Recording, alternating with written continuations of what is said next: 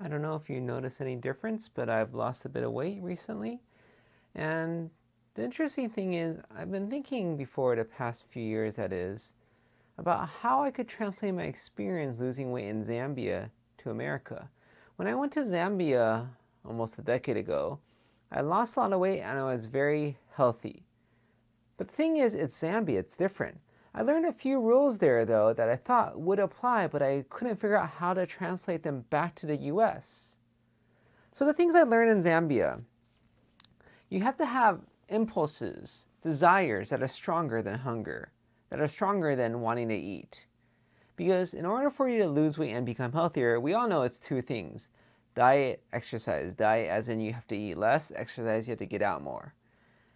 And the two things I learned in Zambia that were stronger: number one, laziness. Laziness is probably the strongest feeling, impulse, desire that I have and most Americans have, I would say. Number two, cheapness, frugality, whatever term you want to use. The idea that you don't want to spend money. Not so much you don't want to spend money, but you don't want to get ripped off. That's the important thing. Because even rich people don't want to get ripped off. So when I was in Zambia, I was staying at a person's house. It was a standard homestay, or so I thought.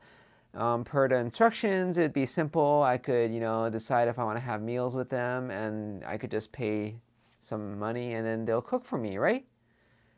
And I thought that was the way it was going to be, except that the owner of the house wasn't so friendly and didn't seem to want me to join in their meals. Sure, I could use their kitchen and cook myself, but I didn't want to use these junky old pots and pans that were burnt and, almost sort of had a hole in it. But the problem is there is no place nearby to get food. I would love to get food, try their different foods, but it's half an hour walk and there's no street lights and you walk literally next to the road. Not really the safest thing at night. So I ended up saying, I'll just eat a meal at the hospital, a good meal, one meal a day, and the rest of the morning I'll just have some cereal, some granola. In the evening I'll have some fruits. Yeah, that's what I ate. So I ate very little. In terms of exercise, why I got a lot of exercise? Well, it's about 5 kilometers from the house to the hospital, 2 miles or so. It's a bit of distance to walk, and normally I wouldn't walk, but I didn't have much in terms of alternatives. First of all, the taxi was $5 each way for like a 10-minute ride. That's ridiculous. We're in Zambia. That's a lot of money there. I don't want to get ripped off like that. The other alternative, taking a minibus. So they're just big old Toyota vans. Toyota vans or minivans back in the 1980s. My family owned one. They're a big long box with less than 100 horsepower. They have quite a few rows in the back. So I think 2 rows. Not sure if they had 3 rows, but 2 rows. And the idea is that the minibus, which is their public transportation system, just like a normal bus for us, wouldn't actually leave until it was full. And I had to transfer once to get to the hospital. So that means I have to crowd into this little bus and wait till it gets full. And it ends up taking me 45-50 minutes. Walking is just an hour anyways. Plus, I get squished. Because you have 3 or 4 to a row, and just because somebody is bigger doesn't mean they have less seats to row. So they still got to make their money, right? So yeah, it was just miserable. So I decided after a few times, no more bus. I'm just going to walk. So every day I just walked. At least 4 or 5 miles, just to and from the hospital. Those two things combined helped me lose weight, helped me gain muscle, and I was a lot healthier, and I was happy and feeling good.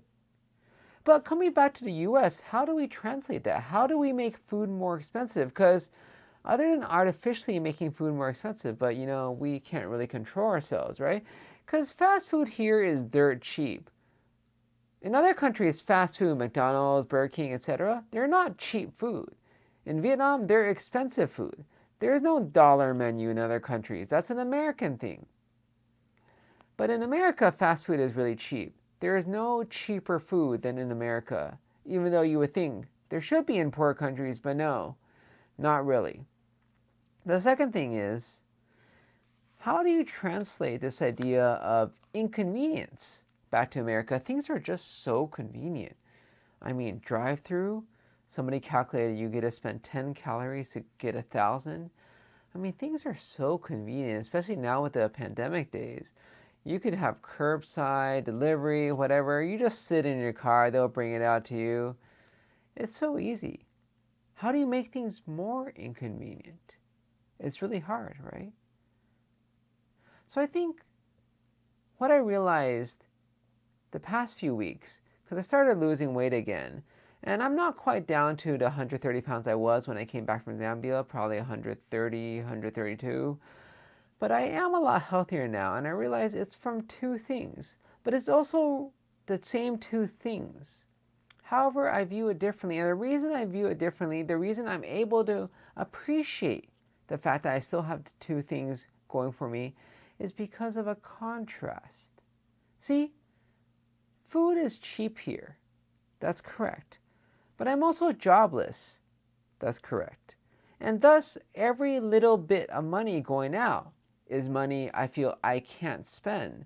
Nothing's cheap when you don't have money. It's all a state of mind in a sense. I have money in a bank. But I just feel poor. Now, if I were to have a job, have some income, then I feel like nothing about spending 50, 100. My friend recently, he said he went to Trader Joe's, spent 130 bucks. And it's not as good as mother's cooking, right? I mean, that much is obvious, but got to do what he got to do. He bought quite a bit of frozen meals. I guess the ones at Trader Joe's are supposed to be healthier.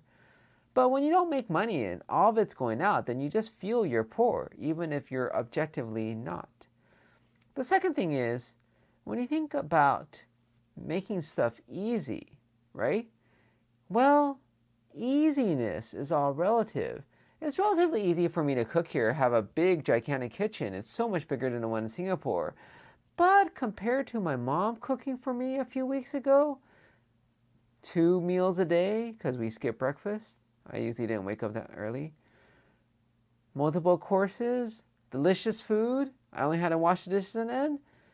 It can't be easier than that. I mean, for me now, cooking is like, oh. And then you have to plan in advance. I have to defrost the meat. Wow, this is just so much work. So I just started eating less. For transportation, I like to bicycle because it's free. Think about it, free. I mean, gas costs money. Gas is going up in price nowadays. So that's how it works. Translating these ideas back to the US, the same ideas, cheapness and laziness, still apply. It's just that if you think you're not cheap, or you think things aren't expensive, if you think you're not lazy, you think you're willing to do stuff here, it's all depending on where you came from.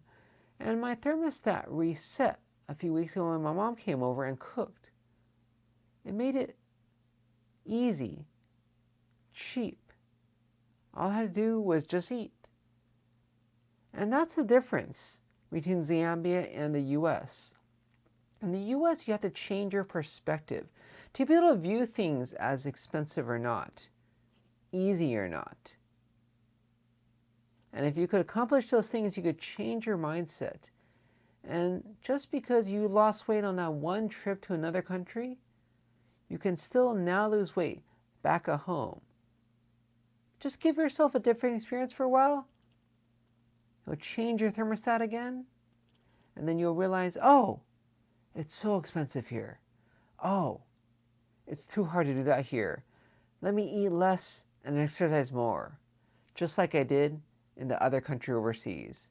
And then your weight will just naturally come down. You'll be feeling better. You'll have more muscle mass. And life will be good, just like when you're abroad.